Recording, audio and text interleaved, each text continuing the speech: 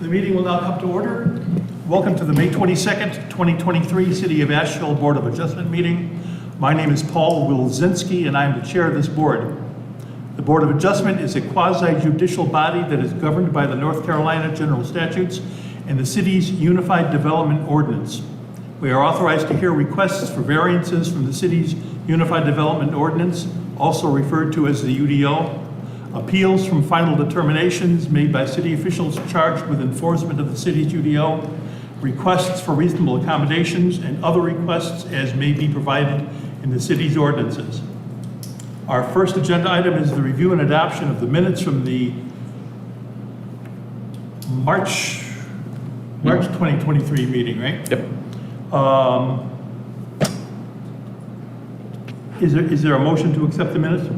I'll make a motion. Is there a second? Second. All in favor? Aye. Thank you.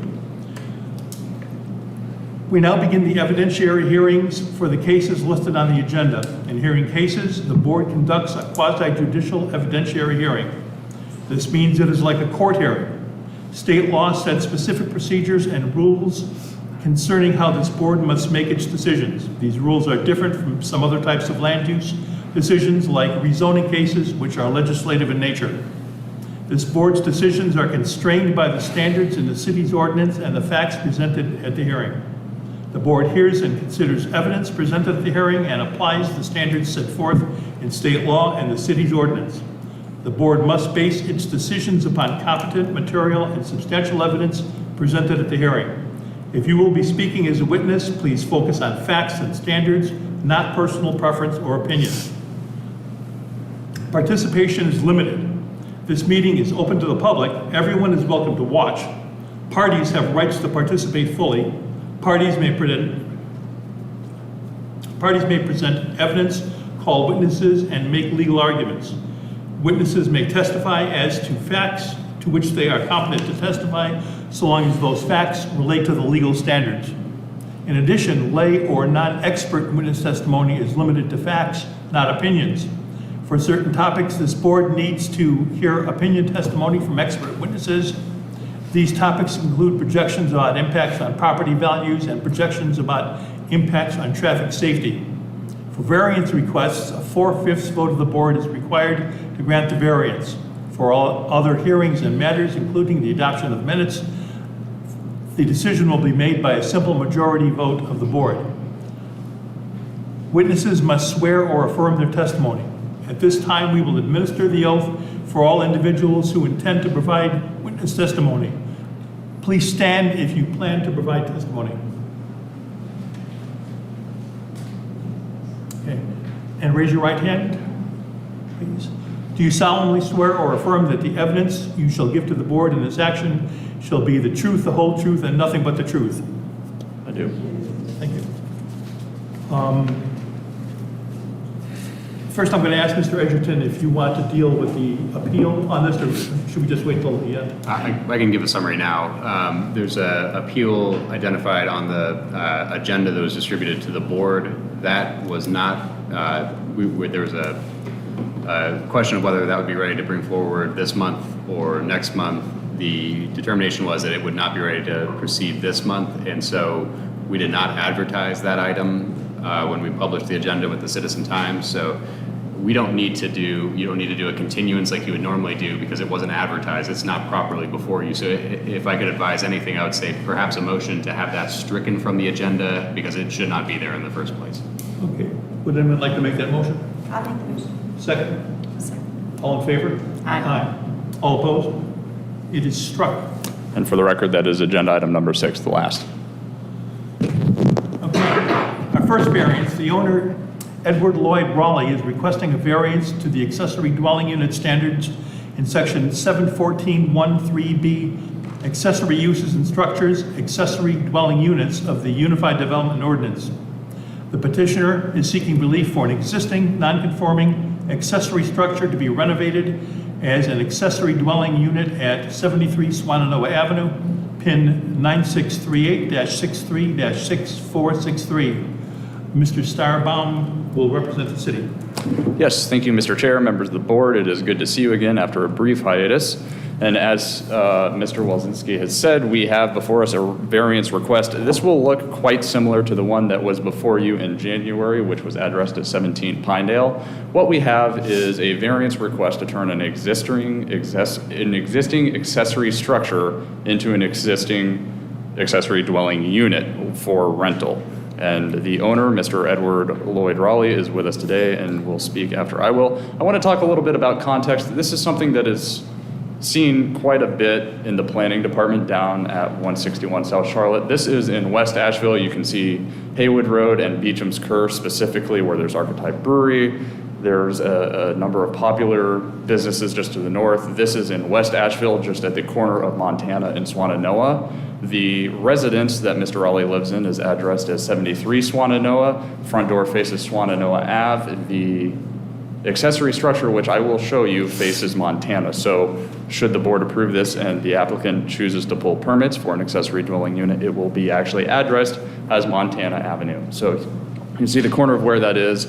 This is a common thing we are seeing because there are a lot of accessory structures in this RM8 residential multifamily medium density district that were built in the 60s or in the last 20 years that we're seeing requests to turn on. This is one that just doesn't happen to meet the setback standards and was constructed prior to when the owner purchased the home. So as far as zoning is concerned, this is the most common district in what we would consider geographically and culturally. West Asheville, again, is that RM8 multifamily medium density district. You can see the Haywood Road Form District just to the north, and again, that's where Archetype is. There's the level 2 approved 14 condo units that are going in behind there, and it is also just right at that curve, which will take you from Haywood Road to Haywood Road. It's a popular area with 2 bus stops and bicycle lanes, so it's heavily trafficked as people are either traveling northeast to French Broad or further west along Haywood Road to all the other Haywood Road amenities.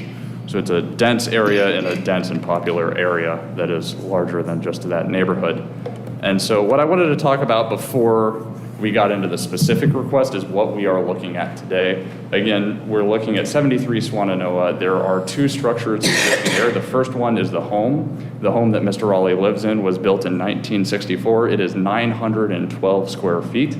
And then the accessory structure that exists was built 3 feet off the rear, 3 feet off the side. That was built sometime in 2008 and is actually why we're here seeking this particular variance instead of setback variances, because there were no permits shown, no permits pulled. We're not sure how that building got there. It seems from Google Maps and from everything else we could see, it appeared sometime in 2008. Now, I want to be clear that Mr. Raleigh did not purchase the home until 2012, which is after this was constructed. So what we're looking at are accessory dwelling unit standards and occupying conforming existing accessory structures. So by granting a variance, we would be making this an existing conforming structure and then transferring that into an accessory dwelling unit. So this is what we're looking at. What is different from the case that you saw in January, which is 17 Pinedale, they had size concerns. There are no size concerns here with the accessory dwelling unit. Currently, it is 450 square feet. The applicant has submitted building plans, which will extend that, I'm going to say 70 to 100 square feet. Based on the plans, he will have a 635 square foot accessory dwelling unit. As you can see here, a detached accessory dwelling unit must be the lesser of 70% of gross floor area or 800 square feet, whichever is lesser. 70% of 912 is 638, so he is under the requirement by 3 feet, which is still under the requirement. So there are no height concerns, there are no size concerns as opposed to other structures you will hear about or have heard in the past. But this is the same standard in that we're turning something that was previously non-conforming into an existing dwelling unit. Good grief, that's hard to say. So, site photos. Here we are on site. You can see the home. This is 73 Swannanoa facing east. This is on Montana looking north towards, again, the Haywood Road Form District. And then it has the mural. That is the accessory building to the left, or which would be further west. There is one car there. The applicant will have to provide another car space, which is 9 by 18, but he has indicated on his building plans he will do that. So that is actually not part of the variance. Today, what we're just looking to do is make this existing non-conforming a now conforming accessory dwelling unit. Here's another shot of it. This shows exactly where that property line is. You can see barely this retaining wall just about 3 feet off that side. It is the same from the rear. I am not a good photographer, so there is nothing that really captures how exact that is off the back, but this shows that dimension and how close it is. And then this is also what this looked like from Google Street View in 2008 when this is constructed. And you can see how close it is to the property line and what the state of the property was like when this was constructed. So that is what we are looking at today, is just that variance from what is a non-conforming structure that did not have any permits to bring that into conformity, which will be 3 feet off the rear, 3 feet off the side, and when constructed, 635 square feet for an accessory dwelling unit. So that's all I have today.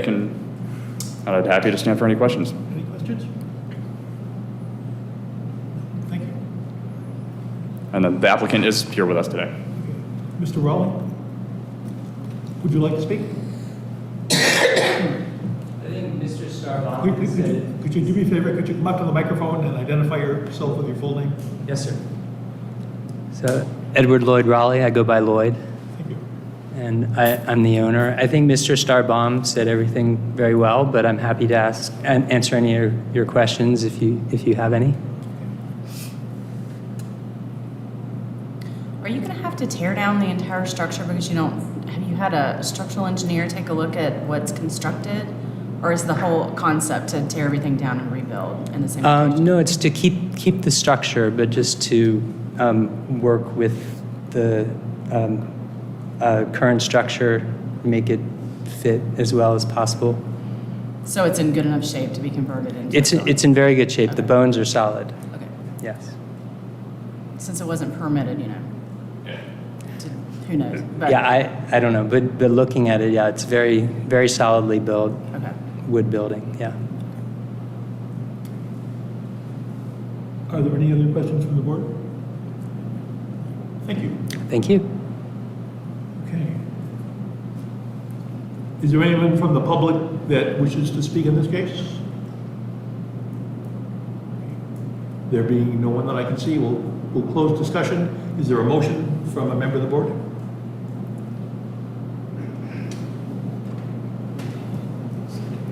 I'll make a I'll motion. make a motion to You and I are always on the exact same page. Go ahead. I'll make a motion to approve. I'm sorry. First, I make a motion to approve. To approve. Okay, is there a second? I'll second. Okay, is there any discussion on the board? I think this is a very reasonable request. Yes, very straightforward. Very straightforward. Okay. Board members, when I say your name, please say aye or nay. Ms. Godsey? Aye. Mr. Smith? Aye. Ms. White? Ms. Wise? Aye. And Paul Wilsinski says yes. The request for the variance is approved.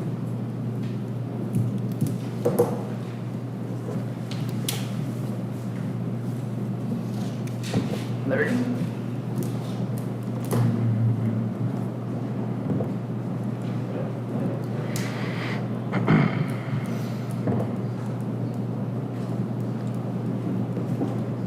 Good afternoon, board, members of the public, and applicants. We have 51 Highland Street, very similar case to Sam's Could case. you identify yourself? Tyler Kelly, residential review specialist for development services.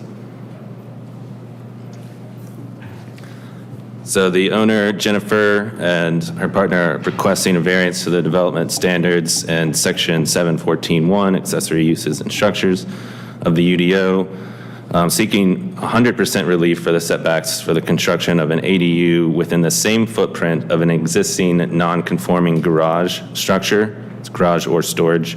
The existing structure is considered non-conforming as the building encroaches into the side and rear yard setbacks. It pretty much rides the property line, both side and rear.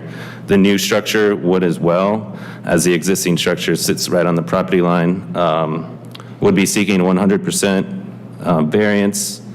The proposed replacement of the existing non-conforming structure would be a 2-story ADU along a similar footprint.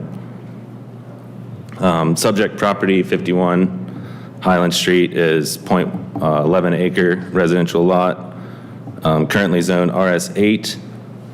bounded by all sides by other RS8 lots. The existing primary structure is a one-story, 1,056 square foot conventional home built in 1923.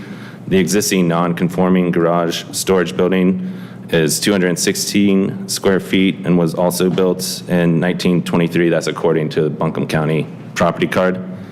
The applicant seeks to construct an ADU within a similar footprint.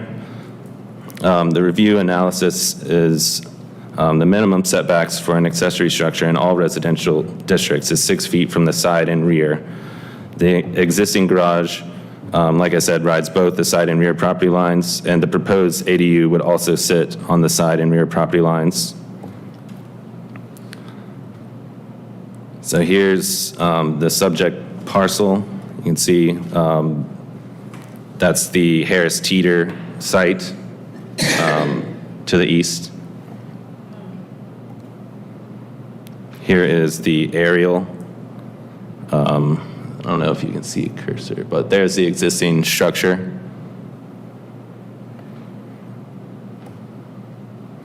Here's the street view, although I don't really think that provides anything. Here's the survey. Existing home, existing structure. And then this is kind of the various scenarios, what presents the hardship is in the proposed layout is the most feasible, as if they were to orientate the ADU in another way or set it slightly different on the site plan to where it would be conforming with our current standards. You can see that the eaves of the home would come close to touching, as well as any fire separation. So they wouldn't be able to build a structure, I believe it's within 6 feet of the primary home. And that's it for my case. The applicants are here, and I do believe they have some additional renderings. Do you have any questions for me? Not right now. Okay. Thank you. Ms. Finette? Hi, Jennifer Finan. Finance, sorry. That's okay. So I have prepared some renderings. Should I just? Okay. So I can pass this around. Is there one copy? Oh, these are, can you put these on a screen? Oh, yeah. It took a second for it to start. Oh, Yeah. So this was an original design mock-up. We also, since then, it's been several months, so we've come up with a few different iterations. This would be in consideration of keeping the height on the south side of the property line lower than, the north side lower than the south side. One, to just minimize the impact that it would have to the property to our immediate left, and then also to kind of gain the most from where the sun hits. That's just a design consideration that we put into this rendering. We have our general contractor here as well if you have any questions about the construction. The way that the yard is situated is a pretty consistent slope that goes down to that area. So it's the lowest part of our backyard. And for that reason, we have some footings that would raise the height by about 16 inches total. And that's in an effort to basically mitigate any water problems, which is the cause of the deterioration of the existing garage as it stands today, which I'll show you just for context. These are not the best printout photos, so I apologize. So that is not legible. But here, if you can use your imagination, this is all deteriorated original wood. the roof structure is caving in. It's basically needs to be demolished. So while we were realizing that it wasn't in good condition, to rebuild it, we would make it more functional for our lifestyle, which is we both work from home. We live in a 2-bedroom house. Having a temperature-controlled, safe structure where we can both use that and add to our property value, as well as just make it more functional, and also removing this unsafe building from our property. So those were the reasons behind wanting to go through with this. Any questions for me? So, you said that's the present condition? Correct, yeah. Yeah, it's it has the same siding as our home, so we assume it was built at the same time, which is 1923, 26 about. And so, like I said, it's at the lowest part of our yard, so the water just hitting the wood that's touching the ground it's like in that lower left photo, it's not even touching the concrete foundation. So we realized it wasn't a renovation, it would be a total rebuild. So we reached out to some contractors, Jim Schmidt's here, to assess the property and see what could be possible. So water mitigation is like one of our main drivers of making sure that the construction of it is responsible. You're welcome. Are there any other questions? Would anyone from the board like to speak to the contractor, did you say? Yeah, Jim Schmidt. Okay, no questions for the contractor? Okay, thank you. Thank you. Is there anyone from the public that would like to comment on this application? Please. Please identify yourself. Yeah. My name is Kim McCormick. I'm Jen's downhill neighbor at 51 Highland Street. Been there since 2000. So first of all, we adore them as neighbors, and they've been the best neighbors we've ever had, and we certainly don't want to derail their project at all, and we appreciate their consideration of the slope towards our property. What you saw in the drawing was the downside was really right at our fence line. So I don't know how to work this in, but I have some pictures. If it's just... Sure. There you go. All right, so this is from our back deck looking at... Could you do me a favor, could you push that? Thank you. Yeah. So that's from our deck off our kitchen looking at, that's their garage shed right there, and their house is the brown house there. And So, ma'am, could you go back to that picture? I just want to make sure I'm looking at the right thing. yes, Can you point to the shed?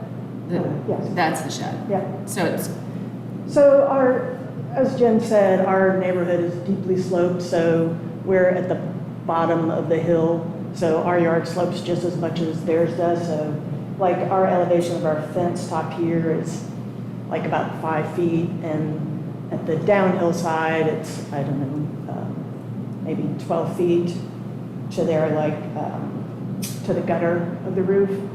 So at midpoint, it's about 10 feet from the ground on our side of the fence to the bottom, top of the gutter. So, and then so it's just a different view of it. So we totally agree that it needs to be rebuilt and that drainage is a real problem in our neighborhood. And we've done some things to mitigate the drainage that comes down from other properties, as have they, but there's only so much you can do. As Jen said, the water literally pools on the far side of their garage and then just comes around, and we have some drainage pipe between our fence line and their garage shed, which diverts around the property to a culvert, a little concrete culvert that was built who the heck knows when. So I don't have a problem with the project. The only thing I would really want to put on record is we appreciate the fact that they would be sloping the lower side of their design would be at our fence line. And I guess what I would say about that is I would just hope that roof line on our fence line side wouldn't be higher than, say, 16 feet, you know, something in that range, which would be about 6 feet higher than what it is now. And then, of course, their design would slope it up. But we bought in this neighborhood many years ago because we believe in property rights, and we didn't want we didn't want a HOA or anything to tell us what to do with our property, and we appreciate that they have the same right. And so that's what I would say about that. My only other real concern, and maybe this is already addressed in the UDO and I haven't read it, is that if they say you prove it for, I don't know if 25 feet is the maximum they can build. I'm not familiar with the UDO, but whatever is approved, is that transferable to another owner? My concern is we love them. We know they're going to do a good job on this, but my concern is if you approve up to 30 feet and they build 23 feet high, would the next person then be able to build, you know, a 2-story, like a much larger structure without going through the approval process again? I think we have somebody who maybe want to speak to that, if you can Okay. identify yourself again. Tyler Kelly, Residential Review Specialist, DSD. The variance is strictly for setbacks. The proposed structure would meet the current UDO standards for height, which is 25 feet, so it would be less than 25, the proposed structure. So in no way is the variance addressing building height. In that case, we don't have a problem with that. So we just, again, we appreciate them. We know it needs to be rebuilt. With 4 of us, we could probably push it over at this point. So it definitely needs to be restructured. And Jen's got a great design sense. So we want that to happen. We just wanted to say our bit. So thank you. Any questions? Thank you. Is there anyone else from the public who would like to speak? Okay. We'll close discussion. Is there a motion? I'll make the motion to approve. The motion to Oh, I'm sorry. approve? I said motion at the same time? Yeah. What is it? Anyone like a second? I'll second. I'm Second. going to wait a second next time. Very good. Okay. Is there any discussion from the board? Tyler, can you tell me, is the overall gross floor area of the building, it's 2 stories, so it's increasing, the square footage is increasing by 2? The square footage for the proposed, it's 2 stories following the similar footprint, but I think the max, they do have an open permit, just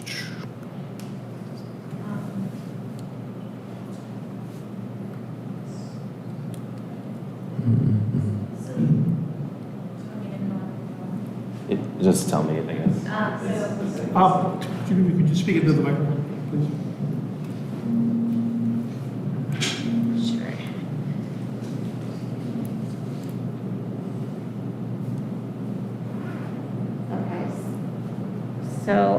So the first floor is basically 12 by 18.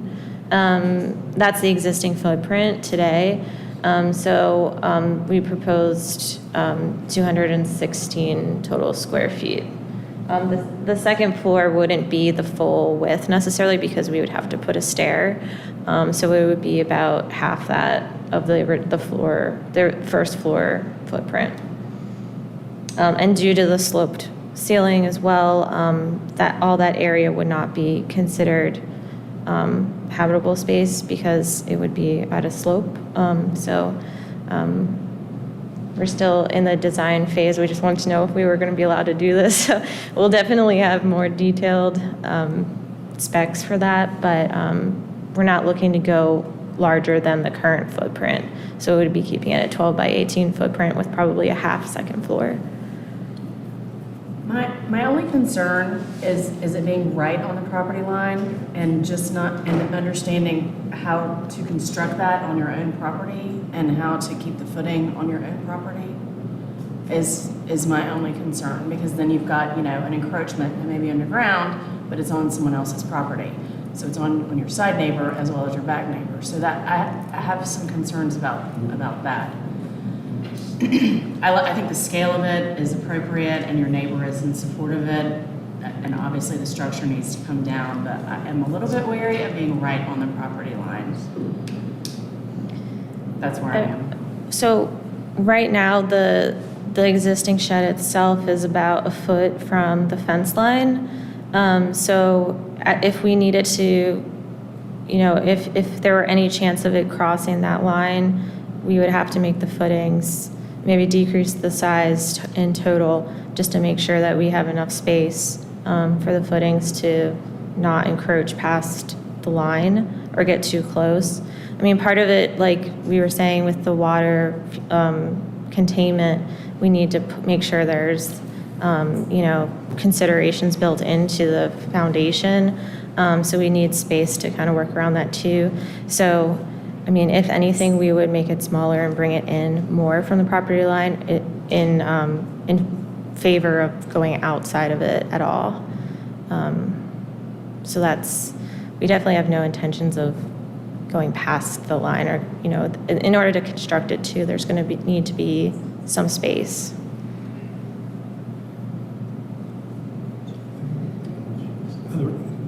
Would you like to, Can I comment on that? sure.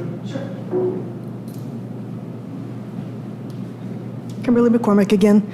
So we already told Jen and John that we are happy to take down the fence panels on our side of the fence during the construction to allow easy access for that. And what the pictures didn't show is the back corner of their shed garage is actually, there's a couple feet back there, and it's, part of that is actually open to another neighbor's yard. So our side, we're willing to give them access to, in order to have this happen. And the back, probably maybe 4 or 5 feet of their shed, there's probably 4 feet between that and a neighbor's metal shed. So there is some workaround room on the backside, and we're willing to work with them to make it happen. Can I ask you one quick question? Yes, sir. How would that benefit you?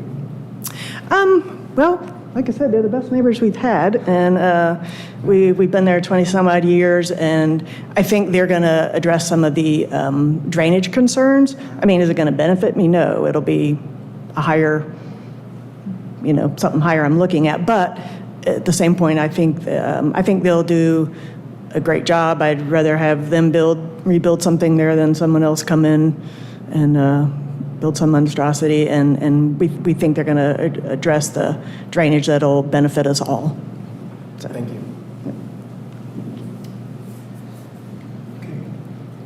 Is there any other discussion? Mr. Chair, I would just add that our ordinance allows you to condition the issuance of a variance on whatever conditions you think appropriate. So if there was a desire to modify the motion to say that it's recommended to be approved conditioned on a requirement that footers not extend over the property line, you could certainly do that, and that would be appropriate. Or even with respect to the height, if you felt that was necessary. Ms. Gotze, would you like to, well, first, is there any other discussion? Ms. Gotze, would you like to make a motion either with or without a, I would like to make a motion to amend the previous motion to include a condition where the footers for the new structure do not extend over the property line. And we would just need the original motion maker, was that? It was a tie. Oh, okay. And I second it. Well, we I'll just- second yeah, we'll give it. And I'll second again. We would need both the motion maker and the second to agree that that's just a friendly amendment to your motion and you're good with proceeding with it. Correct. Okay.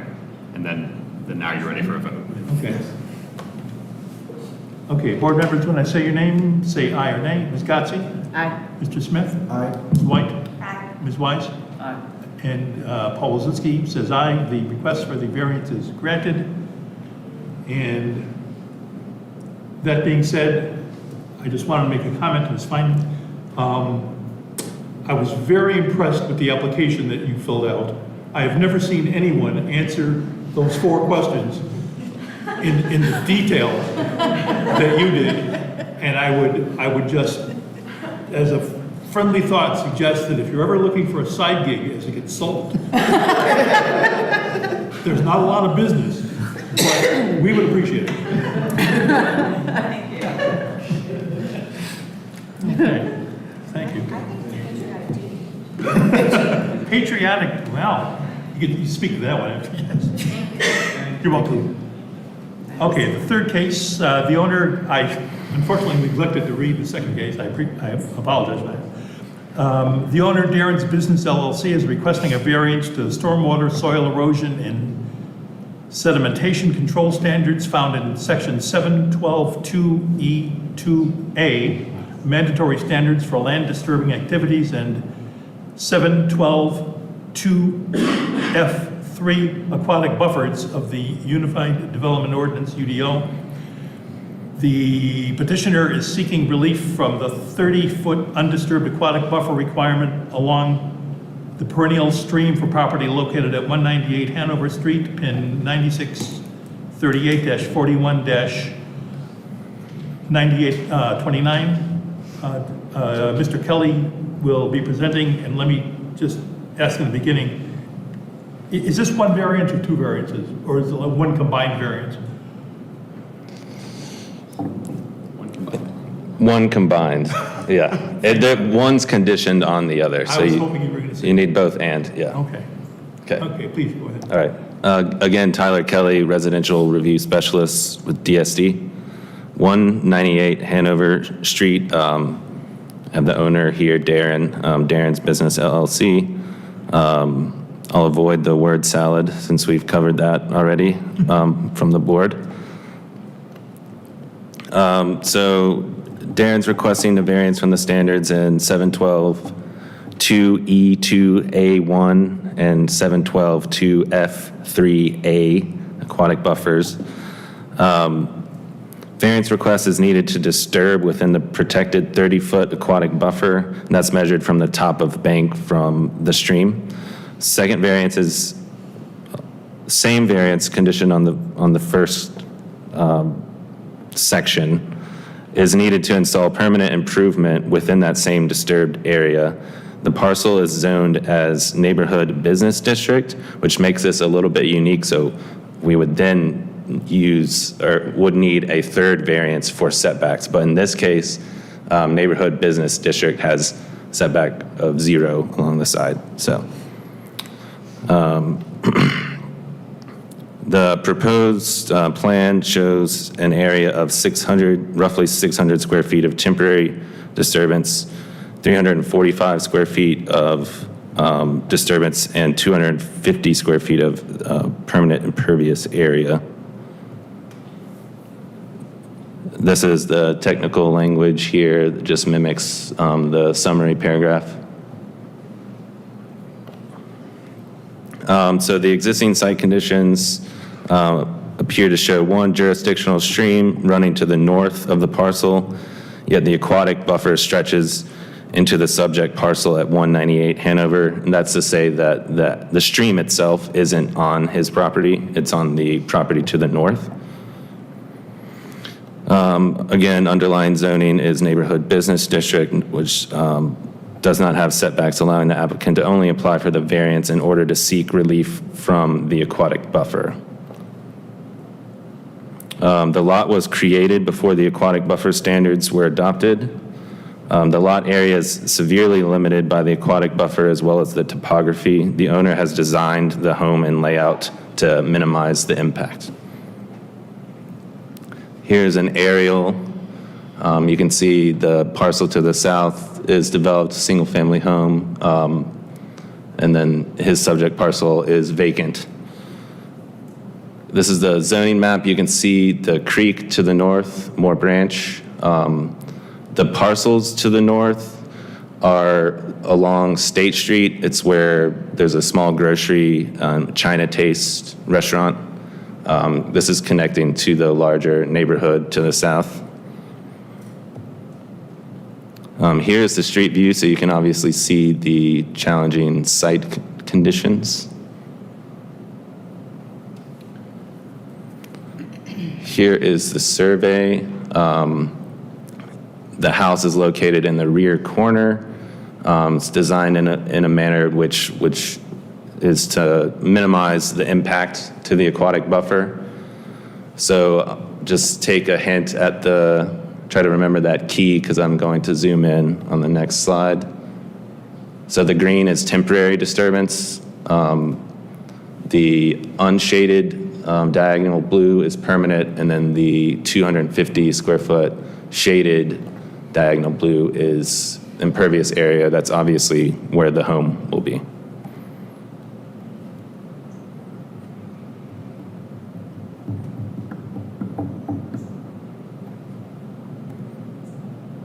And that's it for my staff report. Any questions?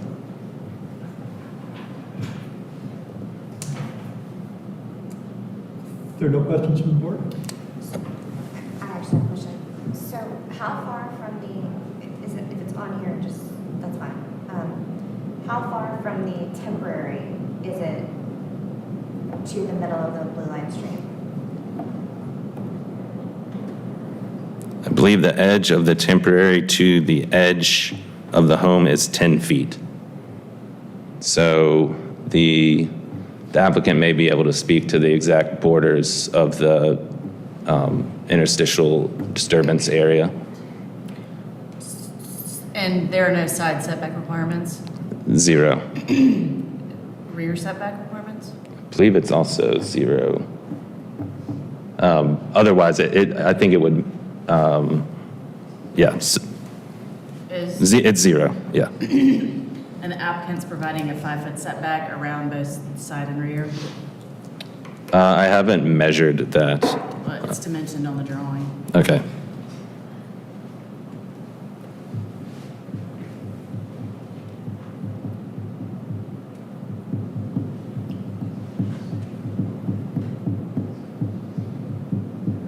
Are there any other questions? Septic. Thank you. Mr. Arrowwood, would you like to speak? I think you pretty much said everything, but we tried to keep it 5 feet on the front and back just so it ain't all the way against the setback. And that's why we're a little bit more in there, but Any questions for Mr. Arrowwood? Well, I mean, just in our previous case, we were talking about putting a building right on the property line when there were setbacks, and now we've got a piece of property where you are afforded to have no setbacks, and yet you've given yourself 5 feet on the side and the rear, which would, if you were, and I'm not saying to build it on the property line, but if you could come inside of those setbacks, you can shift your building further out of the buffer, making this variance to me a little more palatable, to be honest. I mean, I could probably shift it 2 feet, but then you got the overhang of the house.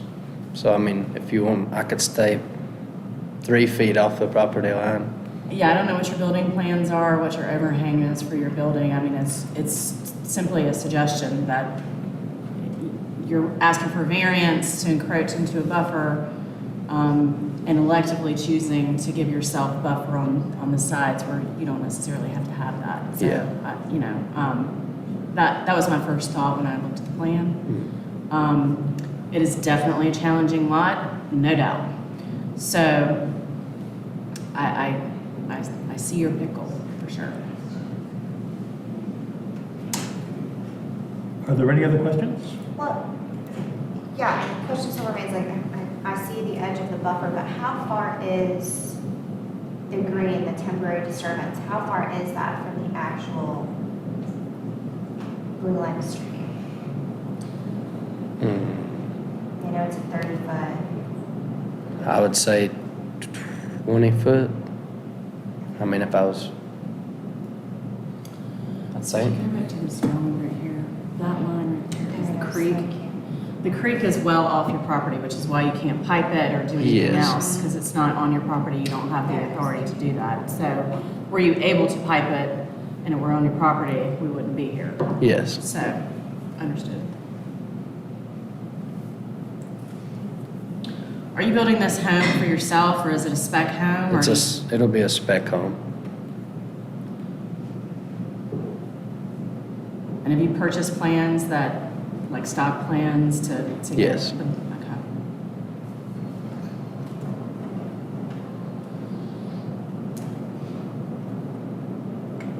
Are there any other questions from the board? Thank you, Mr. Arwood. Thank you. Is there anyone from the public who would like to comment on this request? There being no one, we'll close discussion. Is there a motion from the board?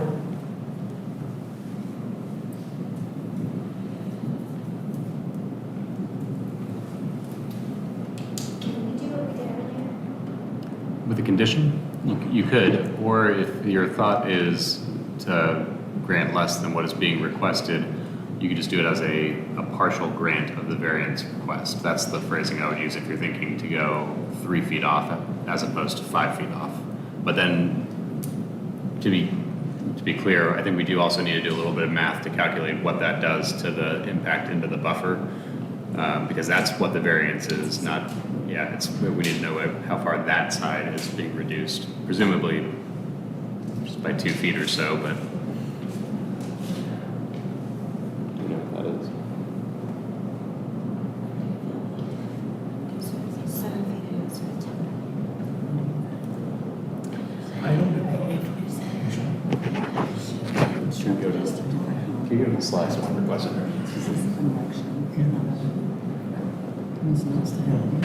Yeah, we should talk it. Yeah.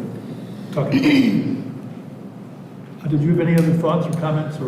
Well, so based on what the applicant said, he's got a set of drawings that he wants to work with, and I understand that, but a 24-foot wide house is a really wide house. I know you're having to make it quite shotgunny, but you can put decking in the buffer, correct, Nancy? You can shift your building, have a building of a different size and place it in this area and not need a variance, in my opinion. So we're asked to grant a variance on brand new construction definitely with site constraints, but I think that there's a better alternative to this plan.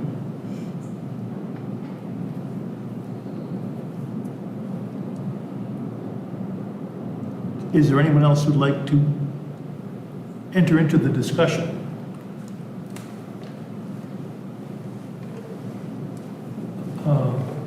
Okay, if someone is going to make a motion,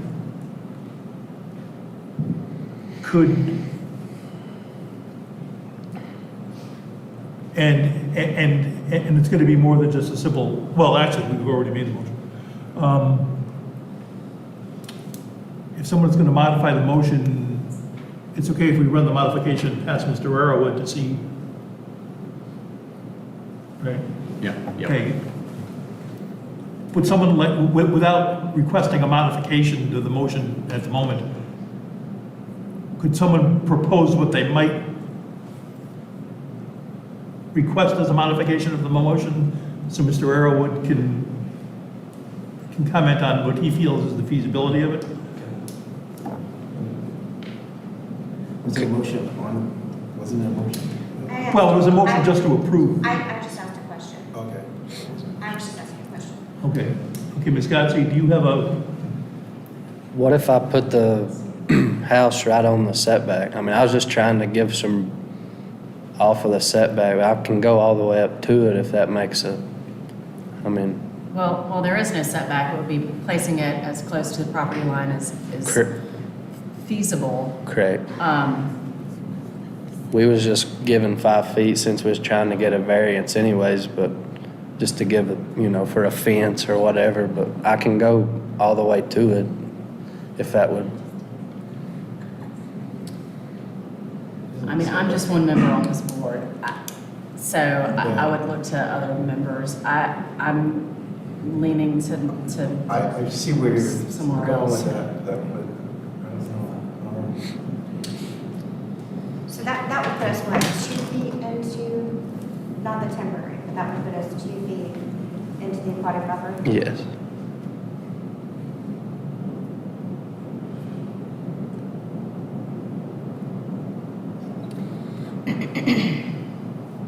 Sorry, I need a calculator. Sorry, I need a calculator. I'm being quiet for a few minutes in case people are reflecting on what they might want to do here. I'm looking at the application. Well, according to the application, it's different than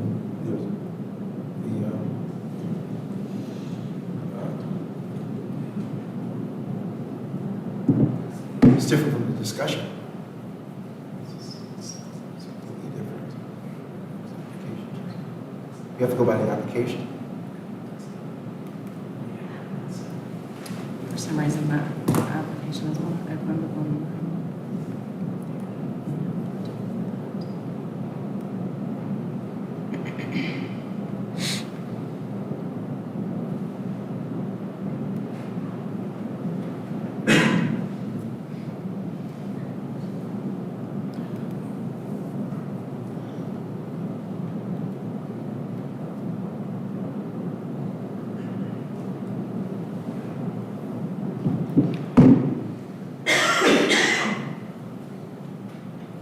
Just so I know what's happening, if everybody is finished thinking and there's nothing else to say, if they could let me know.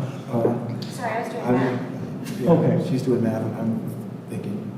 Okay, so, okay, as long as you're still thinking. What is the square footage of the proposed building? 1,150. Is it one story? Yes.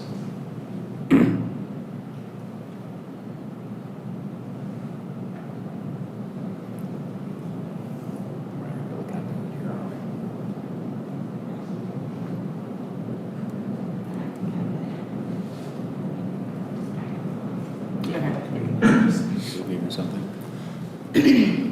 Chair, I'm You're all set? fine. Okay. Is everybody all set? Okay, does anybody Yeah. have a modification to the variance request?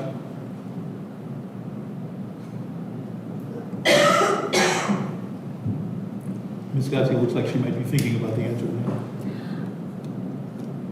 I do not have one because I'm not going to be able to support this variance. I'm not going to be able to support the variance. Okay, all right, I don't have one. okay. Not supporting it because of the application. To me, there is hardship on the land, but there is not hardship in relation to the application. The building could be 2 stories, it could have a smaller footprint, it could be placed to the property line. They could put decking over the stream buffer and orient the house in a completely different way. There's many, many options because it's not existing construction, it's new construction. And that's where I'm coming from. Which changes the application. Correct. Well, yeah, it may not even need a variance based off of We don't need a variance. exploring other options. Exactly. I got So that's where I am. Yeah, I see. Okay, I'm gonna just reopen discussion and ask Mr. Earlwood how he feels about there being a lot of other options. I was trying to avoid a 2-story house as the only reason is, keep it smaller and just not do 2-story, and keep it 5 foot off the property line, but, I can do 2-story if that's what, and I can go right up on the property line. Okay, so doing 2 stories would negate the request, would negate the need for variance? Well, we don't know. We don't know what the. Yeah, the what- I don't have a purpose of the building 2-story is and that kind of speculation. thing. So Yeah, I don't have a 2-story plan to, so. Speculation. to say, yeah, so you would need to go back and look. Yeah. And that's what I think, I'm hoping will happen. Thank you. Okay, is there any more discussion from the board? Okay, when I say your name, please say aye or nay. Ms. Gotzi? No? Mr. Smith? No? Ms. White? No. Ms. Wise? Yes. And Polizinski votes no. The request for the variance is declined.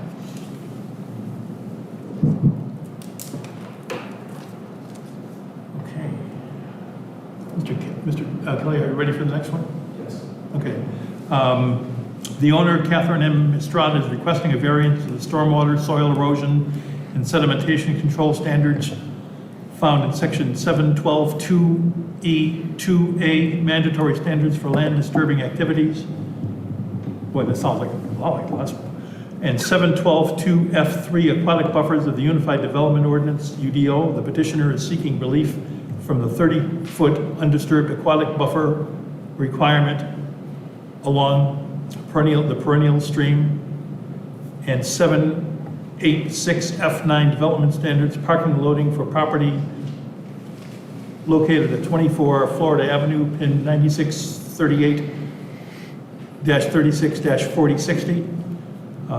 Mr. Kelly will be presenting, so this is 3 variance requests. Is that correct? Which we're going to combine into one? This would be 2 separate. So it would be 1 for the disturbance and 1 for the parking and loading standards. They could be reviewed separately. So they're not dependent? No.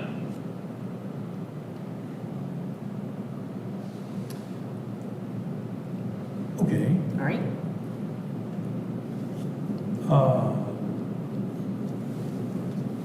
Let me just ask members of the board if anyone has a strong feeling either way about looking at these separately or combining them.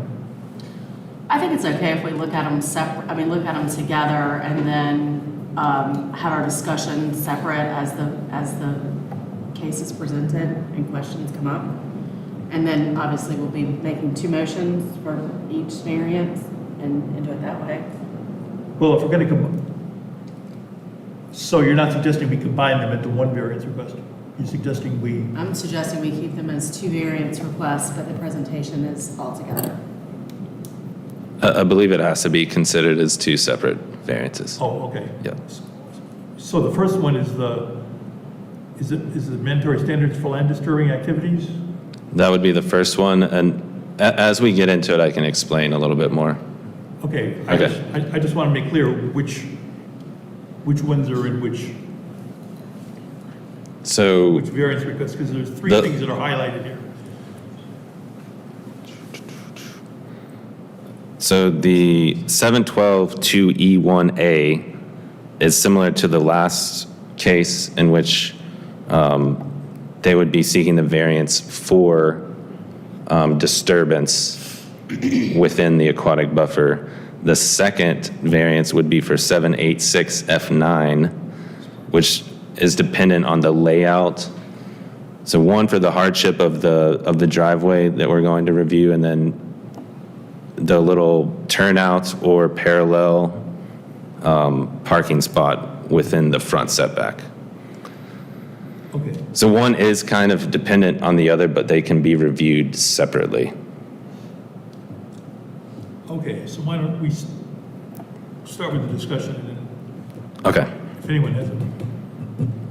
So like I stated, the first variance request is needed to disturb within the protected 30-foot aquatic buffer. Again, that's measured from the top of bank from the stream. The second variance would be, due to the approved, we can't approve the design of the driveway due to the exceedance in width of the proposed driveway within the front setback. And that standard is 18 feet. So the applicant's request is around 570 square feet of existing gravel driveway within the aquatic buffer. So that the driveway was existing prior to the recombination of the 2 parcels, which we'll discuss here in a second. And then again, the variance for the driveway would be park in front of, to have the driveway exceed 18 feet within the front setback.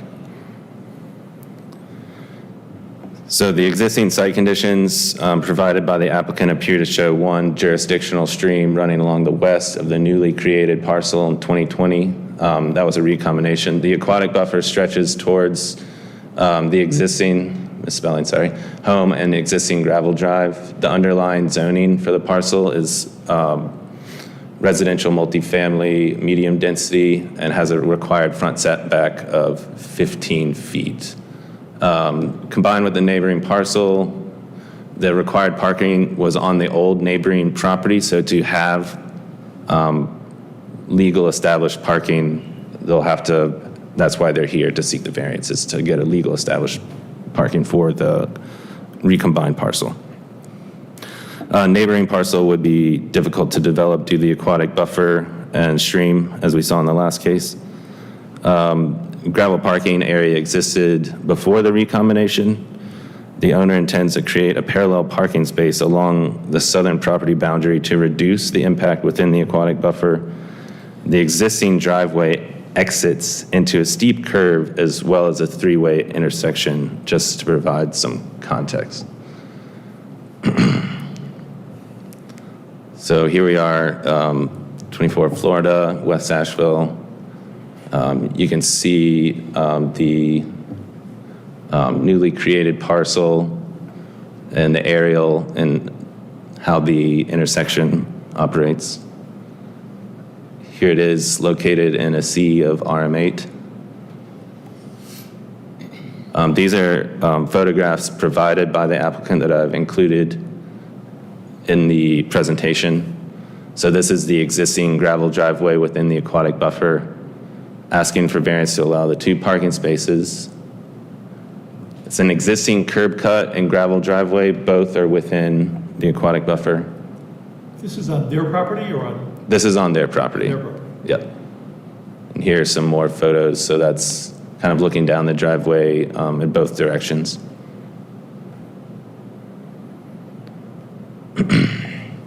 So the intent is to have the duplex located on plan right. The existing gravel driveway is highlighted in yellow. The parking spot you can see on the plan south kind of goes along the property line, and there's a significant right-of-way. They would be required to construct a new 10-foot concrete apron to connect the gravel driveway to the city right-of-way and pavement.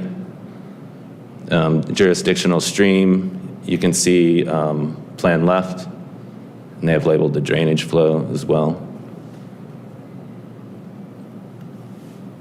Are there any questions?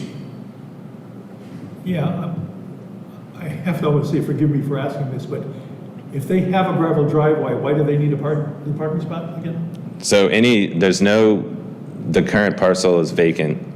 It's recombined into 2. It's multifamily zoning, so they can build a duplex. They have parking requirements for each of those units dependent on the number of bedrooms. Basically, to bring the parking, the existing gravel driveway into legal status for the duplex, you would have to approve the permanent disturbance within the aquatic buffer. And gravel is considered impervious as it's driven upon. So they need 3 parking spaces? Hold on. I haven't seen the building plans. I think we're dependent on this variance. The options can vary hugely here. So currently, they would need 3 to meet this layout. So you can see the parking spots labeled 1, 2, 3. I'm sorry, could you point those out? I'm not quite seeing them. So 1 here, 2, 3, and those are determined by the city's standards. It's 9 by 9, sorry, for each parking spot And you need 3 because, of the bedroom count of the duplex.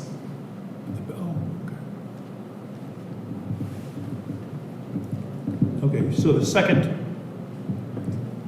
variance request, the development standards, parking and loading, is for the one in front, or in. That's correct. So if you were to measure from the plan left to the end of parking spot 1 on the far right, that would exceed the 18 feet allowed in the city's standards for driveway width within the front setback. Oh, because, So once you pass that front setback, which the front setback here is 15 feet, you can make your driveway as wide as you want. But what we don't want to see is mainly a parallel parking is why that's there. But then also, you don't just want to have the whole front yard paved. Those are the current standards as they are today. So that's how we interpret the code. okay. So this lot is empty now? Or there's something on it now? It's vacant, and it was recombined, so it was 2 parcels, now it's 1 larger parcel. I assume due to the difficulty to construct on the previous existing parcel, which would have been covered entirely by the aquatic buffer.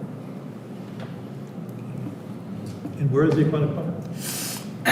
It's kind of hard to see in this drawing, but it's the light green line coming here with this slight curve. So the disturbed area in yellow, and then the permanent disturbed area in the purplish color. And then this is the proposed structure.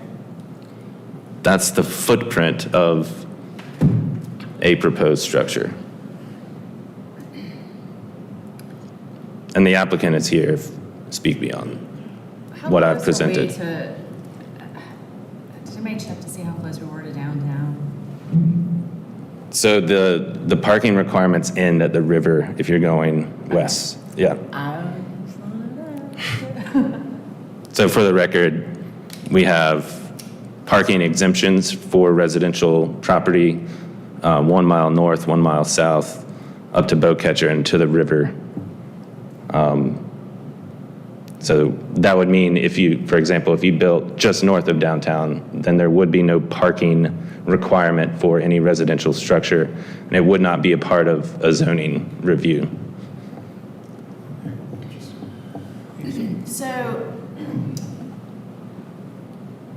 So if it's a duplex, that's 2 units, and based on the parking requirements in the UDO, 2 bedrooms or less can have 1 parking space per unit.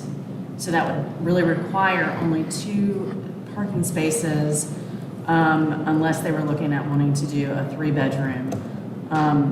Again, that's a bit of a choice. And it looks like there was already a curb cut that was there, but I guess that's not to code, and it was probably just previous, just like the encroachment into the buffer is all just sort of. I looked through Google Street View, and it goes pretty far back, as late as 2008. It goes further back than that. Yeah.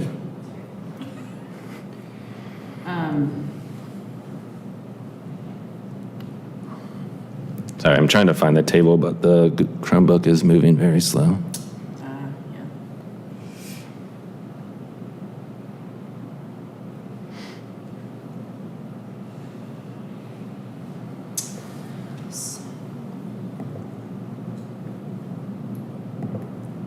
Mr. Kelly, Ms. Estrada has indicated that she may have some comments or answers to some of your questions. Would you be interested in her coming up while you are still there and working together?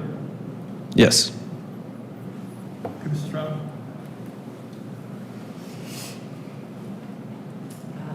My name is Catherine Estrada.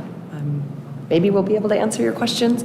My parents bought the original lot back in 2004, I believe it was, and so that cut was in place, as well as that existing gravel driveway, at least up as long ago as that. It was not new, and the existing driveway was not a new addition to the property in 2004 when they purchased the property originally.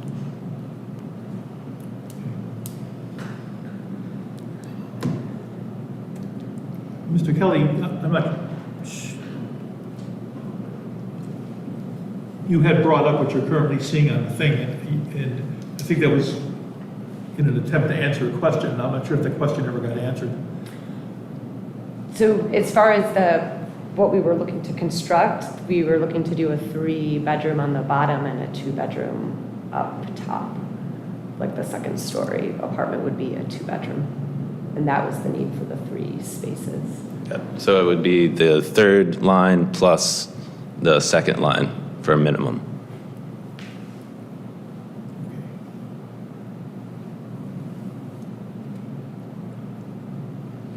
I'm having just a little problem seeing that, but does that answer the question as to the number of parking spaces? Yeah, based on their desired bedroom count, yes. They have a program of wanting to have a 3-bedroom unit and a 2-bedroom unit, and therefore they're required to have 3 parking spaces. And that's why they're proposing to have 1 parking spot in the front of the house in the setback. So that's item 1. The second item is the pre-existing encroachment into the buffer, which it looks like in your proposal, you are looking to improve upon that encroachment Yes. by removing the gravel and revegetating that and making an improvement. That's correct. You do have the stream on your property, but I am looking at a 48-inch CMP pipe that you would have to connect to if you wanted to pipe that stream. And therefore, you could do pretty much whatever you wanted. If there's any flavor for you to want to do that.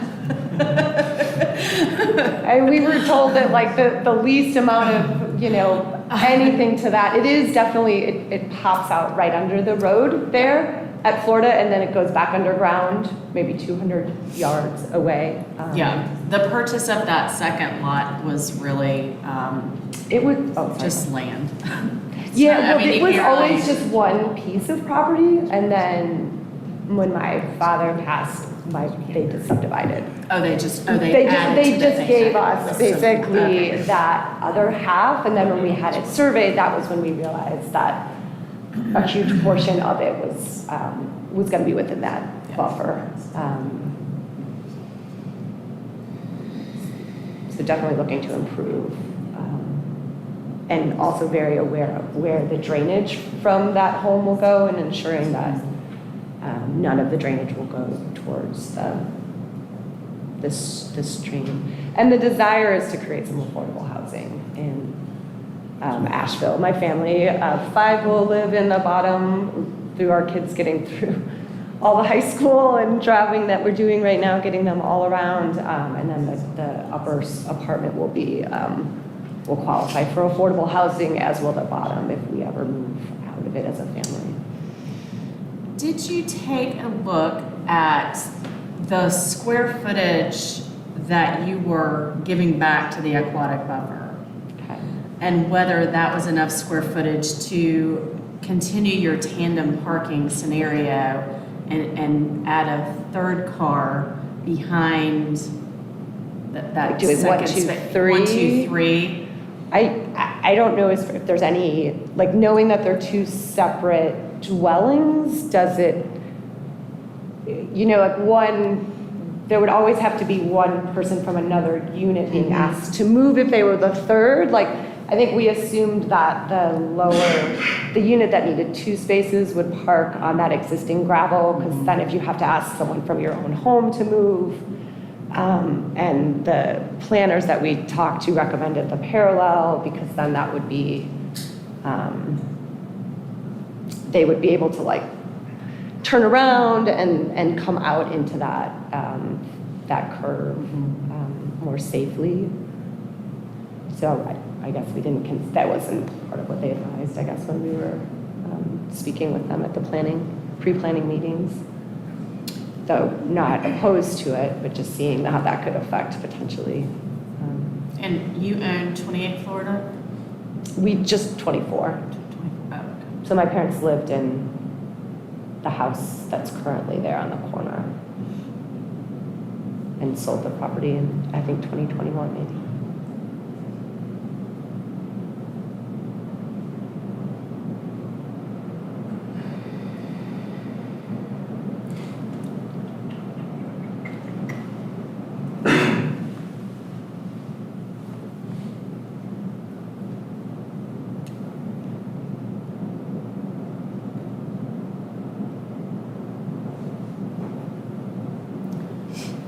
This one is another challenging one.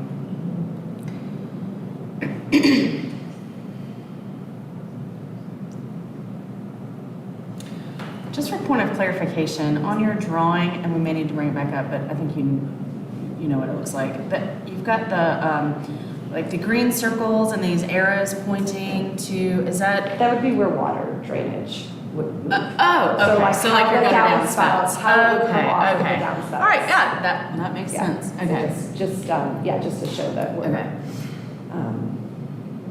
being very considerate of how drainage is moving off of that structure to minimize, hopefully, I mean, based on how it's shown, unless there's some serious rain, there wouldn't be any Right. water moving towards the stream, which is in the blue. Yes. So Nancy, do you, there's nothing in the language in the aquatic buffer section where you can mitigate encroachments or, so this is an existing encroachment, but is there anything in there that you can mitigate your encroachment? So it,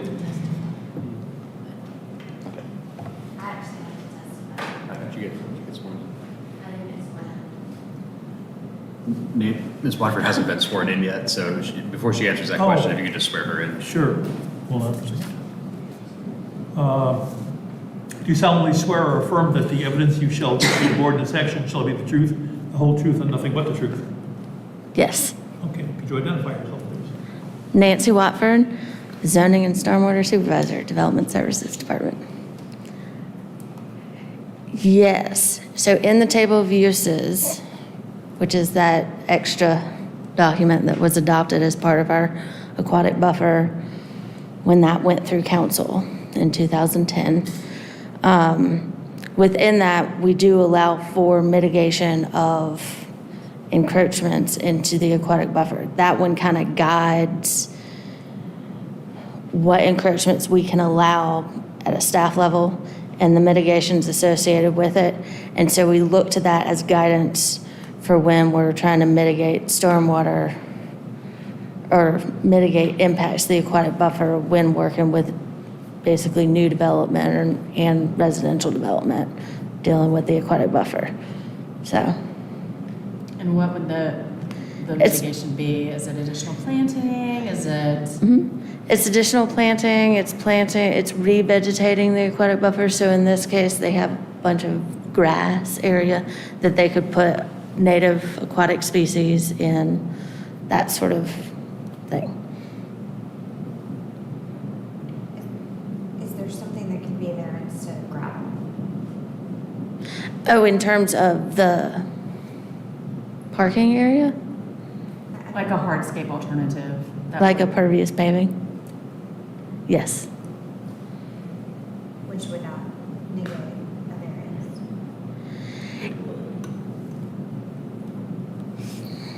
It would, because it's permanent impacts to the aquatic buffer. Is, what I'm asking, is there an alternative to the gravel that is there Yes. that would negate a variance? No. They can use pervious paving, the aquatic buffer, but it's. Could you speak up just a bit? Yep, sorry. They can use pervious pavers in the aquatic buffer, but it doesn't negate the need for a variance because it's not something that we can approve within the table of uses that was adopted by council. Because it's still a permanent impact to the aquatic buffer.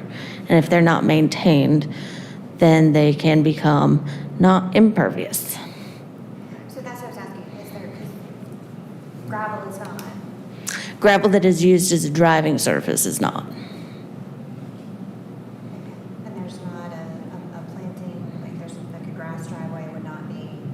You can do portions of like the middle, like just where the wheels are, and then a portion be grass or a pervious surface underneath where the car sits. So just your wheels are on impervious area. And that would negate a buffer?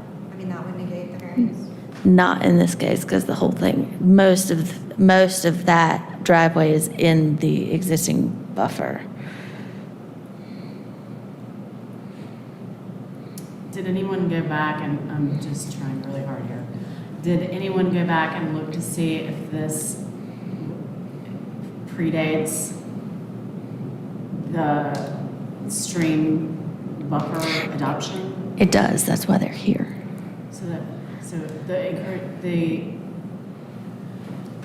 So if someone subdivides a piece of property and creates their own hardship based on the aquatic buffer, then that is something that does not allow them to seek variances because they've created the hardship.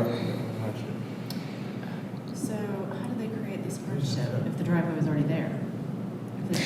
Okay, so when you are redeveloping a site, you have to bring the site into compliance with the aquatic. When you're doing a substantial improvement, the site you have to revegetate and reestablish the aquatic buffer. It's that one. Yes. Okay, I'm getting it. Getting it. And so that's why they're here, because usually if it was existing prior to the adoption of the ordinance, you can maintain that impact to the buffer. Could they subdivide?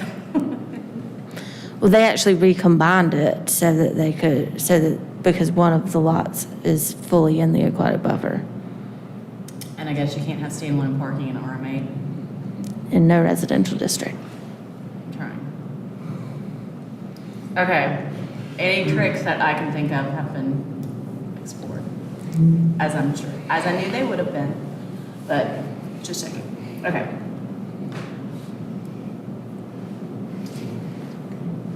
Are there any, go on. I'm just saying, I'm okay with, I'm okay with my decision. I'm sorry, what was your? I'm okay with my decision I'm going to make, so.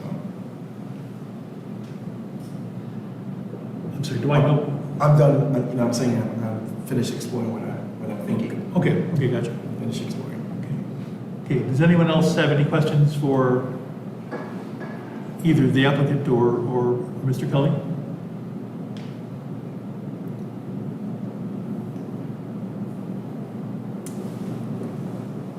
Okay, can I get a no if the answer is no? What was your question? I'm not really sure. I said, does anyone else have any questions for either the applicant or Mr. Kelly? No. I don't. Thank you. That's unanimous no? Yes, sir. Okay, thank you. Is there anyone from the public who would like to comment on this request? Okay, there being no one, I will close discussion. Is there a motion? A motion to approve. Is there a second? Second. Okay. We have a motion and a second. Is there any discussion from the board? We're making a motion on the first. Oh, I'm sorry, you're right, you're right. That's right. It's to, okay, is there a motion related to the first request for the variance, the disturbing and aquatic buffer? Disturbing, yes. I motion to approve. A second. Okay. Is there any board discussion specifically on that request, on that variance request? I feel like they're improving a pre-existing condition. All the other stuff is just legal items, and I think they're improving it, so. Okay, so there's no other discussion on that variance request? Okay. When I say your name, please say aye or nay. Ms. Gotzi? Aye. Mr. Smith? Aye. Ms. White? Aye. Ms. Wise? Yes. And I say yes, aye. So the first variance request is granted. Is there a motion on the development standards, parking and loading variance request? I motion to approve the parking and loading standards. Is there a second? Second. Is there a discussion on that? I think that this parking spot is an elective item based off of their desired programming, so I'm not going to be able to support that one. Okay, so you said you were not going to be able to support that. Is that what I heard? That's what she said. Okay. Is there any other discussion on that request? Okay. Well, there's another part that was made that needs to, no, that's all right. Yeah, there's two floor. Okay.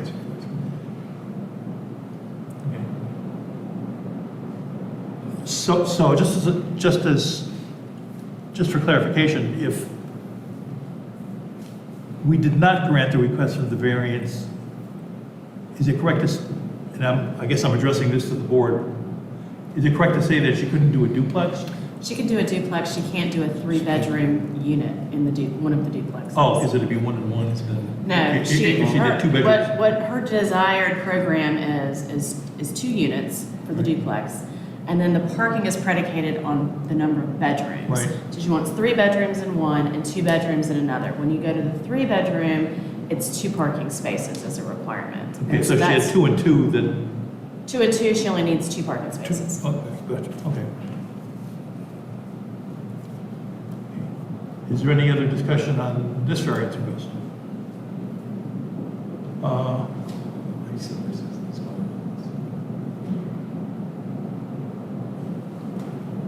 Yes, discussion? No. Okay. Board members, when I say your name, please say aye or nay. Ms. Gotzi? Nay. Mr. Smith? Ms. White? Aye. Ms. Wisely? Yes. And I say yes. So it's 4 to 1 in favor, so the request for the variance is approved.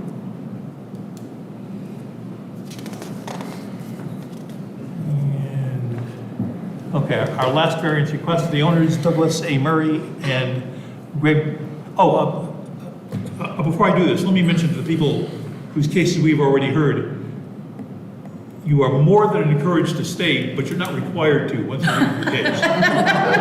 Okay. I've been on this board long enough to know there is, and maybe it's my life, there's nothing in my life I'd rather do than listen to these cases, but that may not be the case for everyone in the world. Okay. Okay.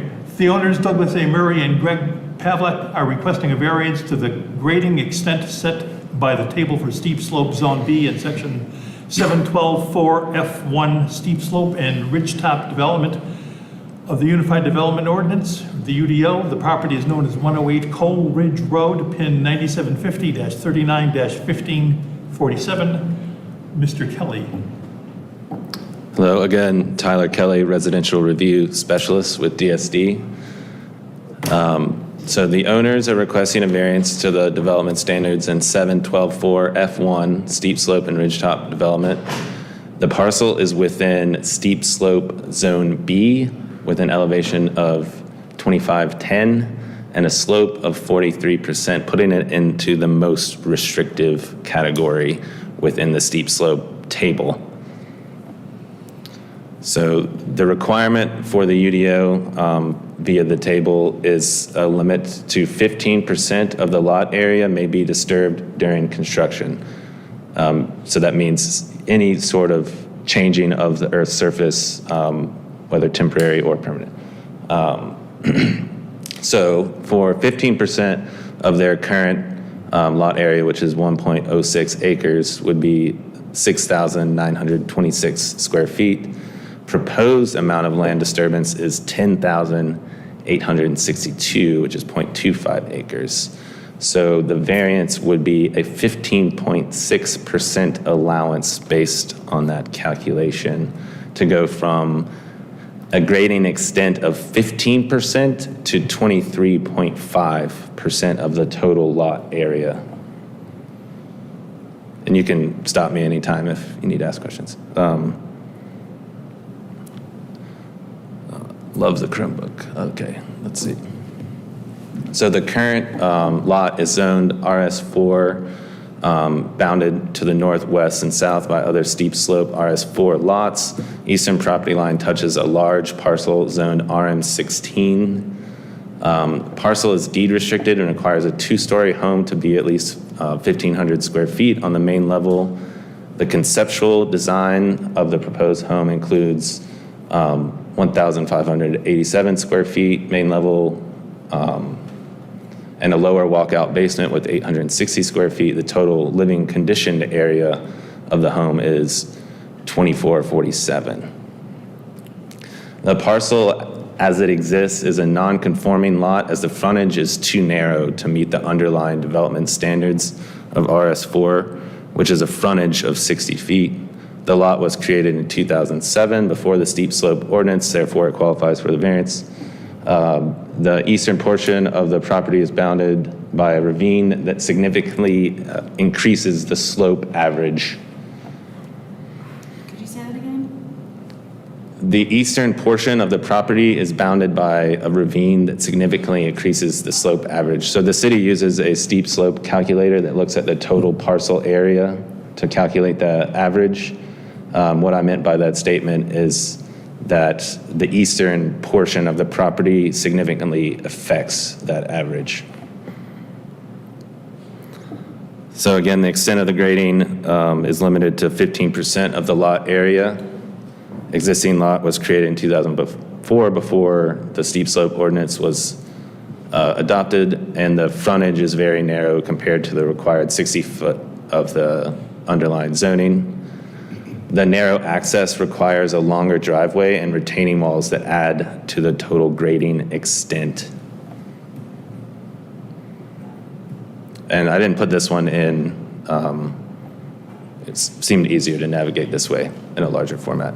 So this is the overall zoning map. You can see the RS4 and then the RM16 to the east. For context, this is pretty much as far as you can get into the Beaver Dam neighborhood within city jurisdiction.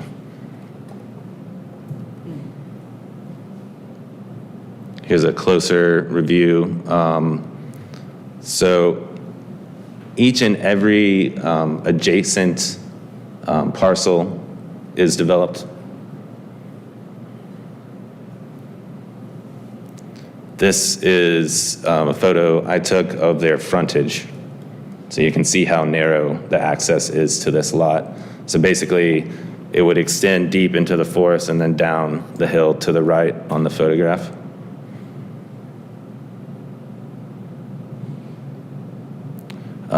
Exhibit D includes materials produced by the applicants and owners. So here's kind of the original subdivision. Current survey, we're looking at Lot D.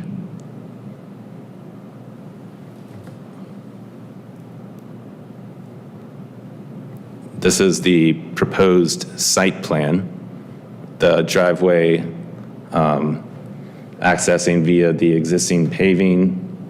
You can see it's confined by the retaining wall. Then you move into the garage and then the main portion of the house. So the driveway is off to the far left, is it correct? Driveway you would access here. Okay.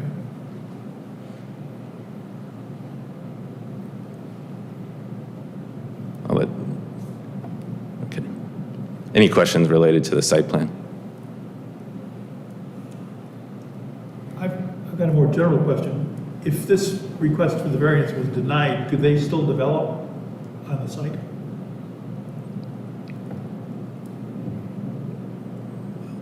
I think with the current layout and the narrow access and then the deed restrictions, I think it would be possible, but it would be extremely restrictive.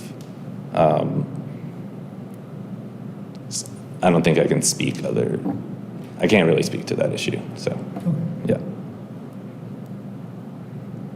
Here's a more defined layout of the disturbance area.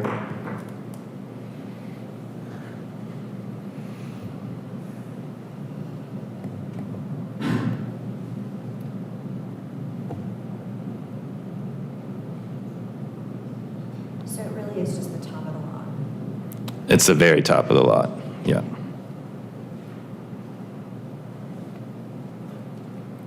So roughly 75% of the lot would remain heavily forested.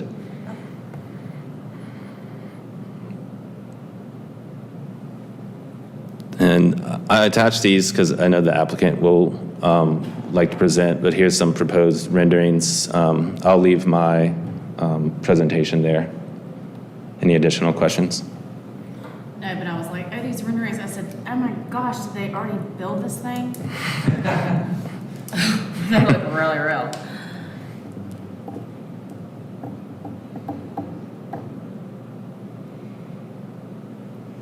I don't have any questions right now, but I did want to say that Stephen Lee Johnson in my office prepared some of these graphics for the applicants. However, he did that as a favor, as a friend, and so there's no conflict of interest for me to sit here, so I'm not going to recuse myself. As long as everyone's comfortable with that. Is there anyone who thinks recusal is necessary? No, not necessary. Thank you for bringing that up. Yeah. Any other questions? I have one. With the steep slope ordinance, sorry to ask this, is it already built into their plan of taking into account what they have to do for that construction? So the 23.5%, which is a 15.6 variance to increase the limit of disturbance, is based on their drawings.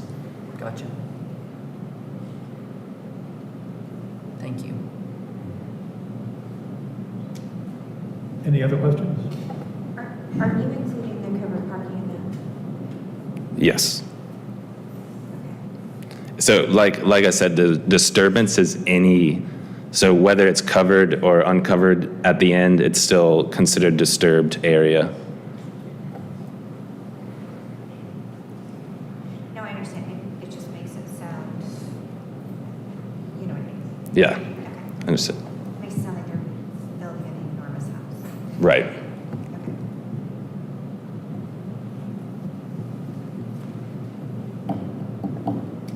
I'll let the applicant come up, if that's okay? Sure. Yep. Sweet, thank you. My name is Greg Pavlak, And I'm Doug Moody.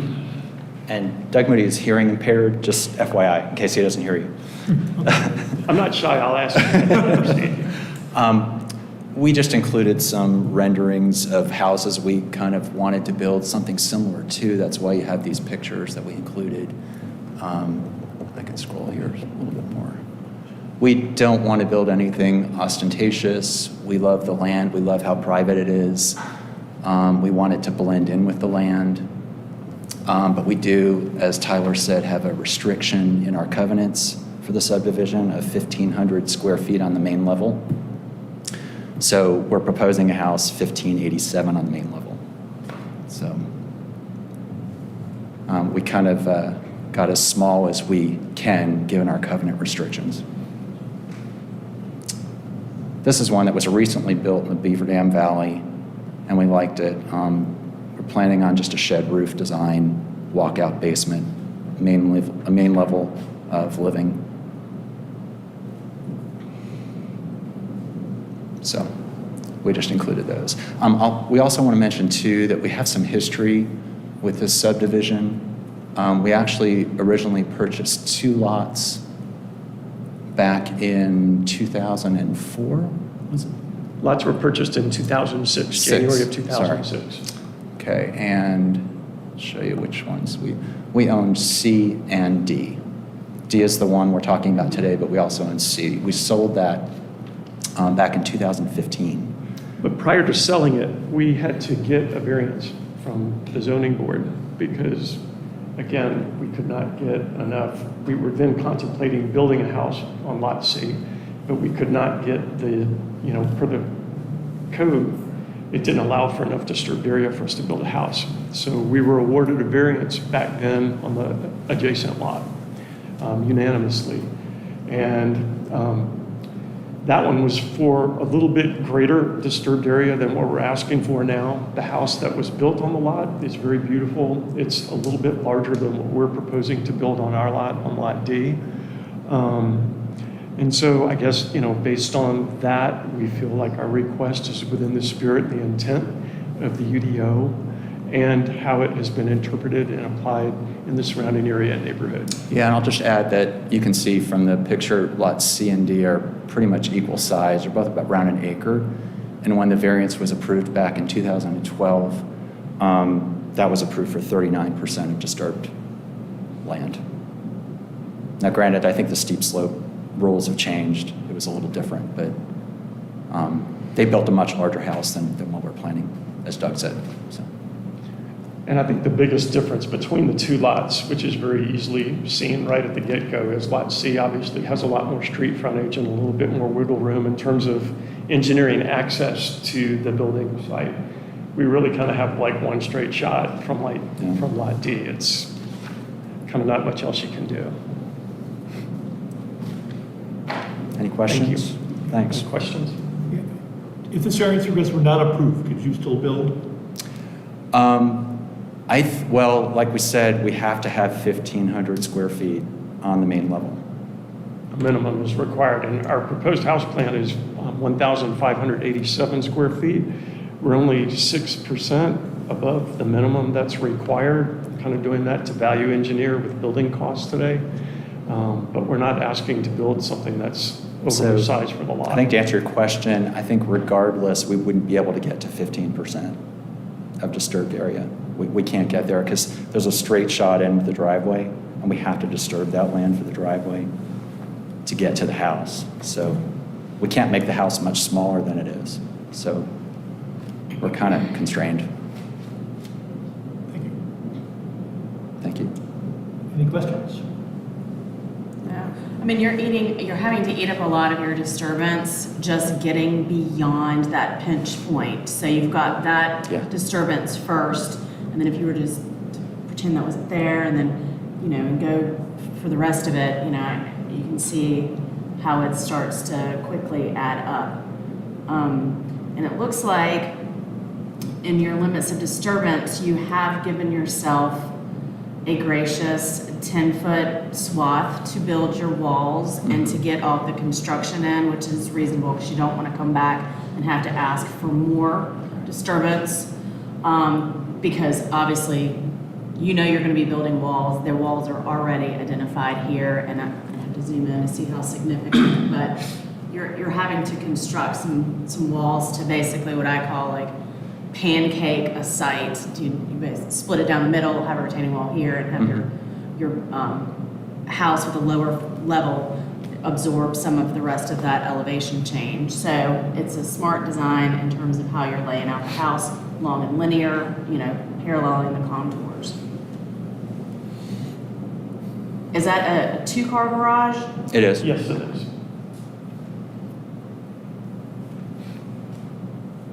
And this is a forever home. We've loved the Beaver Dam Valley. I mean, we've owned there for over 20 years. So this is our retirement. So we needed 2 cars. Are you going to do the alternate retaining wall to back out? That's something that we're still playing around with that, to be honest with you. We're in the process of getting a topo survey of the area of the house to be done so we know exactly what elevation points we're going to be dealing with so we can better engineer like what walls will be needed and the height of them. And obviously we'd like to try and minimize walls as much as we possibly can, but we also want the structure to be safe and sound.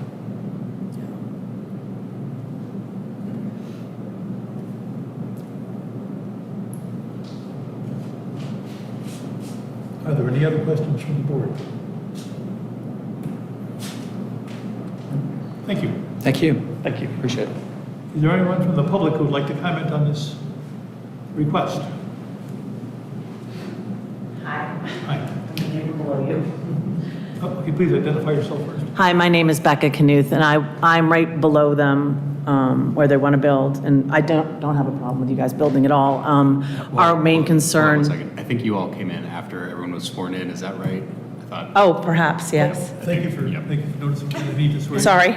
No. Do you solemnly swear or affirm that the evidence you shall give to the board in this action shall be the truth, the whole truth, and nothing but the truth? I swear. So obviously, my only concern being below them is the storm runoff, drainage from construction. That's really, I mean, we just got wind of this last week, so I don't really know anything except what we've seen today.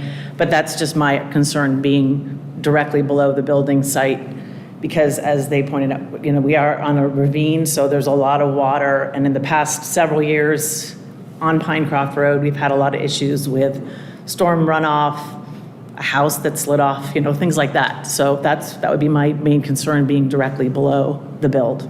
That's all. Mr. Kelly, you look like you may have a comment. Yep. So during any construction activity, the site is actively inspected by grading inspectors. Erosion control measures will have to be in place prior to actually requesting the inspection, since the disturbance is approaching a little bit over 10,000 square feet. Oh, because if it was under 10,000 square feet, it would be different. If you approach, we like to see it staked. Yeah. And also because of the steepness of the slope and the steep slope ordinance, they're going to have to involve a geotechnical engineer in all of their drawings for stability. I think a slope stability will have to be provided at the end, as well as I think they'll have to show the plans for, it's like a double layered sill fence. Yeah. And then as you saw on the site plan, they do intend to do some replantings, and anything done has to be replanted in accordance with the ordinance. We do have an urban forester who will probably visit the site as well. Thank you. I think our applicant has another comment. Yeah, Greg Pavlik again. Just FYI, we have engaged Gentry Geotech Engineering. They've already been to the site. We have a completed report. Everything is good with the soil. Thank you. Is there anyone else from the public that would like to comment? Okay. To close public comment, is there a motion from the board? Motion to approve. Is there a second? I'll second. Any discussion?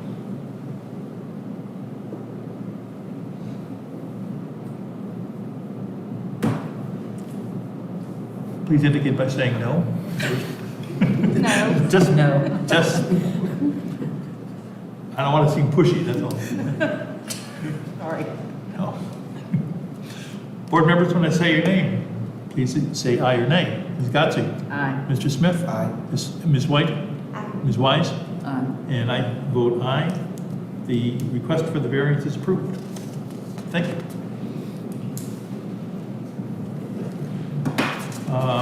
If there are no objections, we will adjourn the meeting. Are there any objections?